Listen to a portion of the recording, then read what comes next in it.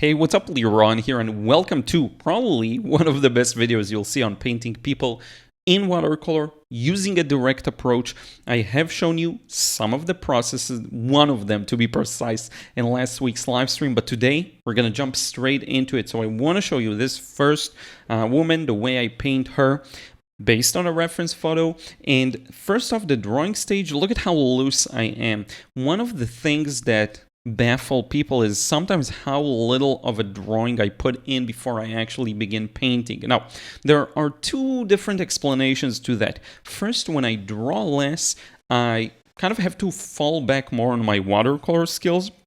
So that's the first reason. Now, the second reason is that it actually helps me develop them better, the watercolor skills. It's almost like you improve at the thing that you're practicing. So if you're practicing working a certain way, that's the thing you'll probably improve at. So this is me training myself to be good at this particular skill. So notice what happens here. Her head has this right side that's really hit by the light, but it's still quite strong. It's not like a white highlight or anything like that.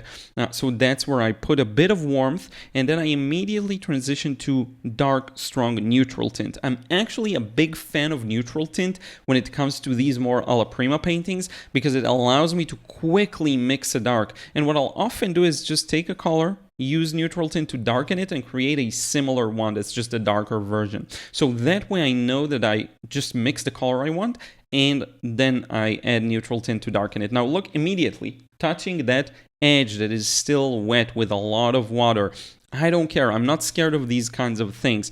Now, a lot of the things I'm going to demonstrate here, and this is something I mentioned before, I can't really give you a step-by-step guide on how to do, because it's really me working in my very unique way.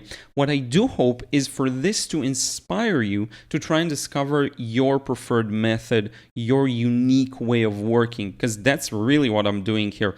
And I really think some of the best paintings that you can create are those that it's very hard to explain how you made them. You just went with your intuition, right? Now, as for her hair, it looks to be blonde or light, so I'm going in with that highlighted area with a bit of yellow and red, and then I'm starting to move into the face. And the thing I'm looking at is shapes here. So again, I can't tell you step by step what I'm doing, but I'm looking for the major shapes that register in my mind. And it's going to look a little weird at first, but then it will start to connect. So we have the nose, and that shape of the shadow on the nose leads to the shadow on the lip, leads all the way to the chin, and all of that is connected together with the hair to this side. Now, if you look at this right now, it looks quite shocking, and that's where many people make the mistake. They think, oh, I messed it up, time to wrap it up, time to go, that's just a bad painting, it's not gonna look good. Well, you're actually wrong. The best thing you can do is push yourself to continue the painting and take it to its conclusion.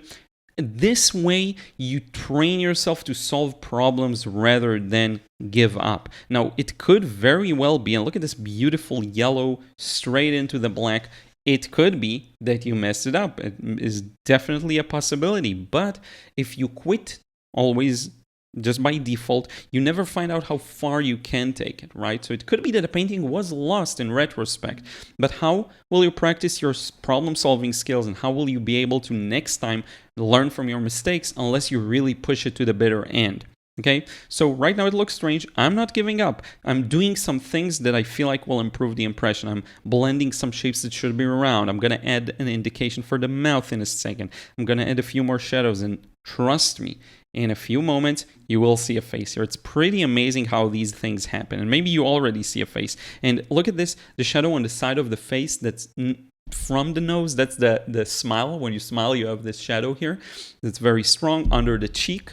That's something very common to see, so I did that. A bit of an indication of the eyelid and how it's rounded. A bit of an indication for the mouth. And look at how beautiful this turns out. Now, let me give you a few practical technique related advice, okay? Because that's something that I can tell you almost in a step-by-step manner what to do. So first off, this is hot press paper, and if you want to practice using hot press paper, you need a lot of water as a general rule, because hot press paper tends to dry very unevenly and patchy unless you feed it with a lot of water. So my default technique for painting on a hot press paper is to actually first come in with either clean water or a very wet light version of the paint I'm going to use for the painting, and only then darken it wet and wet. That's my general approach. Sometimes I feel like I can get away with a strong value right away. If it's just one color of a simple mix like a neutral tint, I know I can just go for the neutral tint and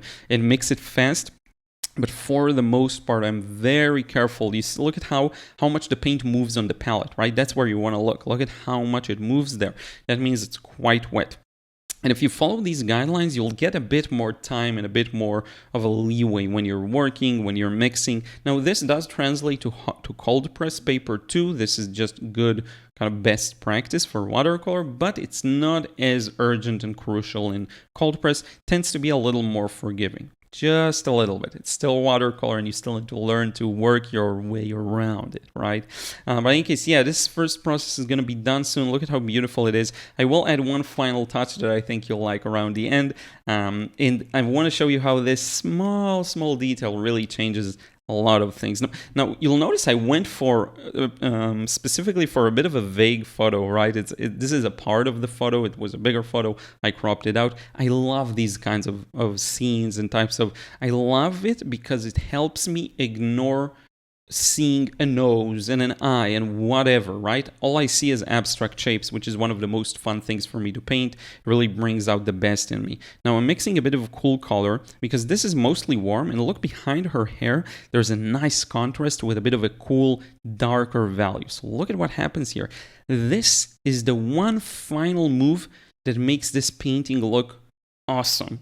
It's so amazing how a single brush mark or a shape can really take this painting to the next level, and it's just one of those examples, right? So anyway, I really like this one. Now for the next example, I am going to run through a time lapse. This is triple speed because we've already covered this process in last week's live stream, so you can check that out. I'll try remembering linking it somewhere up there. And we're going through it. This is a short process. This alone is about 7 minutes, but I of course shortened it. Sketch, same approach, leaving a lot to the imagination and for me to handle with the paint, doing a lot of wet and wet, starting dark and slowly charging darker and darker paint. You want to make sure you charge dark enough paint and in the right timing. Okay, that's really, really important. And you continue to wash. I am continuing it. I'm never stopping. I don't care if stuff mixed together in an awkward way, if I get cauliflowers. I love that. That's a part of me kind of jumping in the water and saying, whatever happens, I'll deal with it. I'll deal with it real time. Now, one of the things, and this may sound funny, that a lot of people forget to do as they paint is to actually look at what's going on paper. Sounds ridiculous, right? It's actually true. So many people are so busy with what I'm painting, they don't even look at what's going on paper. Is the wash still wet?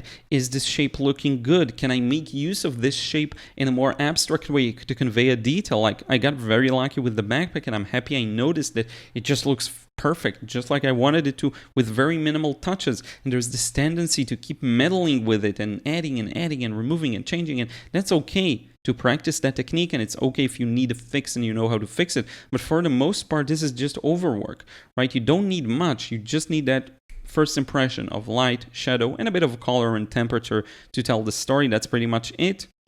Beautiful wet and wet there, a bit of cool into the warm. The colors I'm using, by the way, because people always ask, are very simple. The same colors I always use: French ultramarine, a bit of phthalo blue, quinacridone rose, a bit of pyrrole scarlet, a little, what was it? A yellow ochre, specifically by M. Graham. It's my favorite. And lastly, lemon yellow, but just a bit of it, okay? Those are my colors: split primary, 2 types of every primary color, and I'm done. I'm good. Now, the background really helps to bring out the figure, and that's one thing I sometimes tell people who I recognize they have some skill, but they don't create a complete painting. They don't think enough about the background, so I always recommend, let's think about how we turn this from just a study into a scene. And you can do that very fast just by adding a background. Now, on to the third example. This is a beautiful picture as well. Has very interesting light and shadow. This one's going to be the longest process probably. I did want to include it because it has a lot of interesting things going on. So one of the things you will notice is how there's a lot, again, that strong contrast, which I love, and it's easier to paint like that because it really guides us, right? You let the light and shadow guide you. So for this sketch, what I'm emphasizing is those things. I'm looking for the transition from light to dark, and then maybe a few details here and there, while maintaining, I guess, the overall feel of the scene and trying to be accurate, right? It's not easy. People are always a challenge, which is why I always say go for simple subject matter. Go for a picture that has very clear light and shadow, a picture that has strong contrasts, a picture that's black and white or doesn't have too many colors. Strong sunlight is your best friend because it brings out the shapes very clearly. The worst thing you can do is paint an overcast scene. So here we have a backlit scene because the light comes from the window. And look at this beautiful, just starting with a bit of a kind of gray, very light wash, mostly neutral tint, and then I'm adding a bit more nuance and finally a bit of stronger darks to that.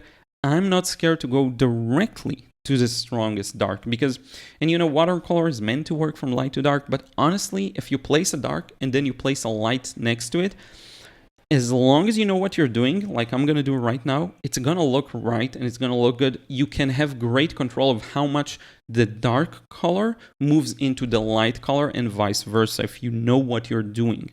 And if you need to fix mistakes, it's very much possible using wet and wet, using lifting, all of the different watercolor techniques at your disposal. The real magic is in how you are able to look at the scene and truly capture its essence, whatever it is that you see, right? The techniques and everything you get with time. What we're talking about here is much more high level in my opinion. And there's another added layer to it, which is trust. Just having trust in yourself that you will be able to handle whatever comes to you, right? If something weird mixed in an awkward way, you know how to fix that. And you really do know, and you can learn very fast. Look at this, the face, right? It's a bit yellowy. I should have added a bit more red and blue probably, but I'm not scared for it to mix with the dark hair.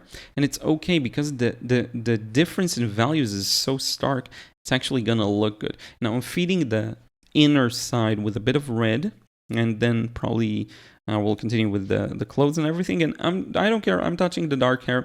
It's because it's hot pressed paper, it may reawaken it just a little bit so that they merge nicely together. So I'm actually using this effect to my advantage, right? Now this is pretty much the most important area where there is this gradual transition, right, from light to dark. So I'm starting with a lot of water, a lot of wetness so that I can do wet in wet and get this to be a gradual transition. There are actually quite a lot of sharp contrasts in this one because it's a strong backlit scene, that getting those gradual transitions wherever they are necessary is actually quite important because that's the thing that's going to put it in good, nice balance. Okay, so now I'm mixing a bit of warms for the arm, and it's so funny. Look at the nuance, right? Because it's not like the warm is red and the clothes are blue. That's one of those things you need to learn to do just to enrich your visual language, to play in the nuances of gray. Is it a red gray? Is it a blue gray? Is it a yellow gray? And in this case, you notice all of these small differences in what kind of gray that is.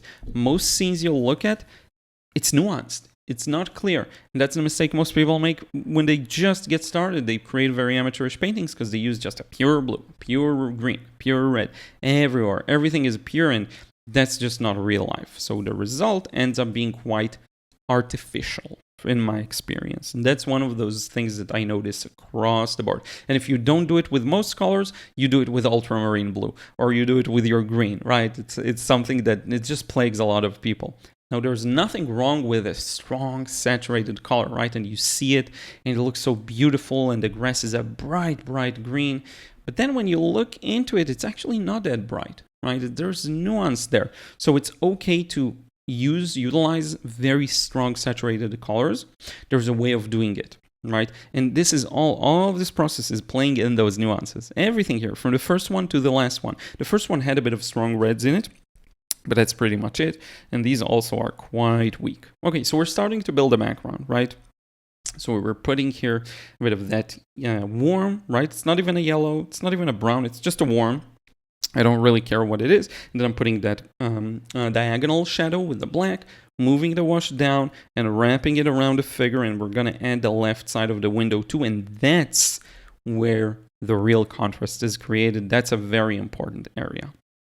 Again, that area of the belly, that tells the whole story, right? And it contrasts nicely. It's going to be a sharp transition, and it will contrast with the round transition, right? And some areas here are too light, and that's the risk of going light in the beginning to paint on a hot press paper, but I will fix those mistakes. Now look at my wash. It's a bit patchy, right? That's the effect of hot press. Now I'm not too worried because it's so much at the edge of the painting. I'm fine with that, and I know it's going to be fine. And like worst case, you can spray a bit of water on it and it kind of settles some of it.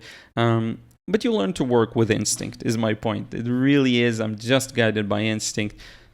Lack of thought. Completely lack of thought. And that's one thing that I want you to learn to develop, right? First, you learn the let's say the words that are the techniques, and then you can build sentences. Now, the fact that you can build sentences, aka do a bit of color matching and get some things right, doesn't mean you actually write a good poem or a good story, which is a complete painting. That's hard to do, right? But you have to learn the words and then the sentences, and only then can you begin practicing to write something good, right? So I like the writing analogy. It works really well for watercolor, and that can take a while, and it's okay. Now, I'm not a big fan of telling you that you need tons of practice. I actually think that you can get good really fast. I had my growth spurts where in 2 months I got so much improvement that it's worth like 6 months or a year. So just know. Now the window is a little green, and that's actually a really nice contrast with all the worms and the neutral tint in the foreground. So I like that quite a bit. The way I like to do my greens is just by using pure colors mostly. So I allow a pure yellow to be next to a pure blue. This time I did go for a neutral tint-ish and yellow ochre-ish kind of green, which I sometimes love doing as well. This whole thing is pretty neutral, so it worked really well. Now, remember I told you I'm lacking in some contrasts and some shadows, so now's the time to put them in. A bit on the face, but also a bit on the rest of the body, and even in the window, but I don't think I remember to do that. So I'm bringing in some of the highlights were too strong, so I'm kind of dumbing them down. That's another thing you'll sometimes have to do. But I love doing these quick paintings. You learn so much from them. It teaches you how to build sentences better. That's the best analogy I can think of, because you do need that in order to tell a good story. And a lot of people learn technique and then learn the letters or the words and think they'll create good stories when they don't even know how to write sentences. So there is a certain order to things. You can break it, you can do whatever you want with it, but I think there is some effectiveness in following it if you want to try. Right? I'm always keeping it open-ended because I do think everyone finds their own way, and sometimes people tell me that it's silly that I put so much emphasis on it because people watch beginner videos don't really care about that. They just want the technique because they're not competent enough. But I do think it's important right from the beginning to instill this in you. You can do it your way, which is a different way than mine. I do think it's important to say this, so my apologies for being a little redundant with it. Now here you get a nice little view of all of their results, and I will show you the scan of every one of these one by one because I think they look really, really good. I hope you enjoyed this one. I actually really like the first one. I think it's one of the best. Second one you've seen a lot during the live stream again, and the third one I think is really, really good. I hope you enjoy this process. Neat little thing. If you actually want to learn how to paint like this, I do cover this approach in pretty nice detail in the frustration-free watercolor course in particular. So that's where if you want to let go and you feel very rigid with watercolor, you'll give that a look, and hopefully it will help. I will put a link in the description box, and I do want to thank you so much, and I will see you in the next vid.